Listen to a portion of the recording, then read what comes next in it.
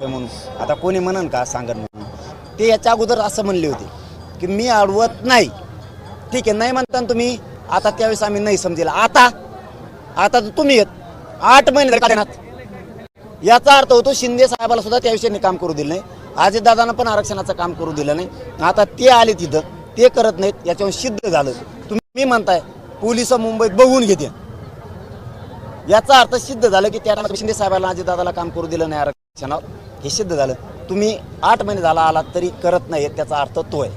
गेल्या वेळेस आपल्याला वाशीला थांबण्यात आले होतं. आता यावेळेस जर शिष्टमंडळ मध्ये कुठे बोलायला आलं तर मध्ये बोली नाही ना. आता बोली नाही ना मध्ये.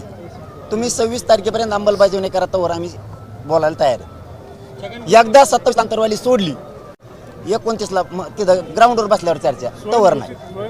आणि गणपतीच्या पिरियड मध्ये आपण तुम्ही पेटवायला चाललात असं देखील ते म्हणतात. नाही, ते फडणवीस साहेबांनी शिकवलेले शब्द आहेत. कारण एक त्यांचा मुकादम आहे परत येवल्याला, ते एक शिक्षण आहे. आपण असं म्हणा, त्यांनी ती रणनीती ठरवली मराठ्याच्या शांततेच्या आंदोलनात दंगल घडवून आणायची. जर काय झालं तर येवल्यावालाही जबाबदार राहणार आहे आणि फडणवीस सुद्धा जबाबदार राहणार. गणपतीच्या पिरियड मध्ये आपण